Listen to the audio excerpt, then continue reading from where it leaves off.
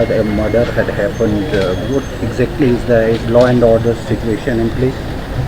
Yes, brutal murder had happened, and we discovered a body on the 9th of this month of deceased Manohar, a 21-year-old Hindu boy, and his body was found in several pieces. And it has also been found that probably there was an affair with a girl from another community, and their family had objected to this, and he was called there and they hit him upon his head. With probably because of that, postmortem says that because of the head injury he died. But to dispose of the body, they dismembered it into several pieces and threw it in the forest areas, which were discovered. And accordingly, the whole 5 members of the family, including women, have been arrested by the police, and all forensic formalities have been completed. But almost 5-6 days after that, some religious organizations, some fringe elements, today they were protesting before the Kihar police station, and again today they gathered in larger numbers, and they were protesting, and several other allegations have been leveled, which we are looking into. But still, these people tried to politicize the issue, and they had scuffle with the policemen. Stone pelting was done at the police station, in which our SDPO's vehicle was smashed, and various other roadblocks were done, and then upon police was able to disperse these people from the police station area, they moved to the houses of the accused, and they have set fire to the empty house and some other agricultural houses nearby, 3 or 4 small rooms. They have been set on fire. However, police was there and they had tried to control it. We have rushed additional forces. The DIG of the Northern Range, Dharamshala, along with SP and some other officers and reasonable number of force has been sent to Dharamshala. And just a while back, Honorable Chief Minister has held a review meeting with all the Deputy Commissioners and SPs of the state, and we have directed to take all precautionary measures to ensure security for the minority communities. I request all people to maintain calm and peace, and we'll look into all allegations. Whatever allegations are there will be looked into in detail. Has Section 144 imposed in that region and other part of the state? In the PS Kihar area, Section 144 by the Deputy Commissioner and the local SDM has been imposed. And tomorrow also some political leaders are likely to visit. Regarding that also directions have been issued, so that gathering is, all things are within the law, and Section 144, whatever its implications have to be followed. Otherwise, the legal action will be initiated against the people who break the prohibitory orders. The Chief Minister has come with allegations of this accused involved in terrorist activities and anti-national activities. Well, these allegations, yes, we have just learnt about the allegations. They will need to be probed, and for this we will seek the help of all possible agencies, including central agencies. But as of now, we do not have any evidence. But yes, all matters are being probed into and looked into. Finally, any case registered in today's where the house has been set afire?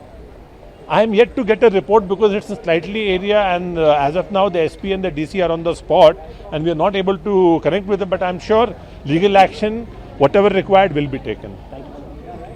तो पूरा मामला है, अब तक की जांच में क्या कुछ निकल कर आया है और जो सिचुएशन वहाँ पर क्रिएट हुई है उसमें किस तरह से स्थिति को संभाला गया? देखिए, ये जो मामला चंबा में हुआ था, जो मृतक मनोहर जिनकी हत्या की गई थी बड़े निर्मम तरीके से, इस मामले में ऐसा हुआ था कि हमें पहले उनकी गुमशुदगी की रिपोर्ट मिली थी। उसके बाद 9 तारीख को जब जांच की गई तो शव के टुकड़े मिले हमें, जो हमें पता लगा कि इनका जो एक किसी समुदाय की लड़कियों से कुछ संबंध थे, उसके परिवार ने इसके सिर पे वार किया था और उसकी मौत हो गई।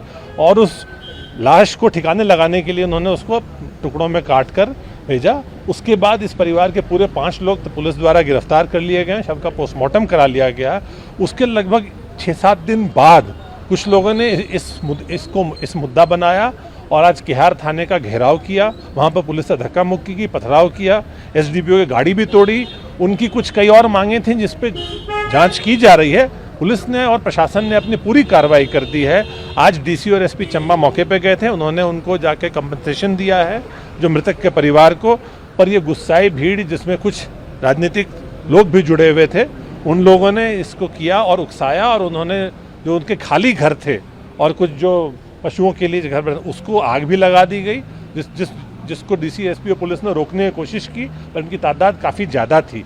लेकिन अभी जो उत्तरी क्षेत्र के DIG हैं वो SP नूरपुर और उनके साथ काफ़ी संख्या में पुलिस बल चंबा की ओर रवाना हो गए हैं। स्थिति तनावपूर्ण है लेकिन कंट्रोल में है, शांत है, और अभी मुख्यमंत्री जी ने इसकी बैठक ली है और पूरे प्रदेश के जितने सभी जिले हैं जहां पर कोई हमें जहां पर लगता हो कि आशंका, सबको निर्देश दिए गए हैं कि बिल्कुल रात में पेट्रोलिंग रखें और चौकस रखें। विशेषकर जो बॉर्डरिंग इलाके जहां माइनॉरिटी कम्युनिटी के लोग हैं वहां दिशा निर्देश दिए गए हैं कि वहां पर आप एकदम पूरी रात इस पर नज़र रखें और कोई अप्रिय घटना न होने पाए। सर, अगर आज संभव हो बता पाना, प्रारंभिक जांच में हत्या की वजह क्या निकल कर रहा है? हत्या की वजह जो अभी तक पता लग रहा है कि उस परिवार से कि कुछ लड़कियों से इसके कुछ संबंध थे, जो प्रेम संबंध जैसा था, और उस पर ऐतराज़ था क्योंकि जो मृतक था वो एक अलग धर्म का था और जो लड़की थी वो दूसरे धर्म की थी। तो उसके परिवार के बीच में कुछ परिवार वालों ने ऐतराज़ जमाया और उसको बुलाया और उसको मारा। तो ये तो है, तो अपराध हुआ है ये, लेकिन इसमें कोई ऐसे धार्मिक उन्माद और धार्मिक इसकी बात नहीं है। पर ये ज़रूर था कि उस पर ऐतराज़ किया और लड़के पे बड़ी निर्ममता से वार किया उन्होंने, और उसके लिए उन पर कार्रवाई होगी। वो गिरफ्तार हो चुके हैं और हम पूरी जल्द से जल्द कार्रवाई करके कोर्ट में इनको जो सख्त से सख्त सज़ा देने की मांग करेंगे अदालत से, और वो कार्रवाई हम अमल में लाएंगे। कोई क्रिमिनल बैकग्राउंड आपको लगता है सर? जैसे फॉर्मर चीफ मिनिस्टर ये कह रहे हैं कि किसी आतंकी गतिविधि हम उन सब एंगल्स पे जांच करेंगे, पर अभी सबसे पहले हम ये चाहते हैं कि स्थिति शांत हो जाए, जनता शांत हो जाए, ताकि जो पुलिस के लोग हैं इसमें लगें, और जो भी कोई पब्लिक का भी कुछ भी एंगल के, कुछ लोगों ने इस तरह पैसे की बात उठाई है या ज़मीन की बात उठाई है, तो उसके लिए भी संबंधित विभागों को, डीसी को निर्देश दे दिए गए हैं। वो जांच करेंगे ज़मीनों की, और अगर बैंक, हम पूरी तहकीकात करेंगे, लेकिन जैसे स्थिति सामान्य हो तब पुलिस अपना कार्य कर पाएगी।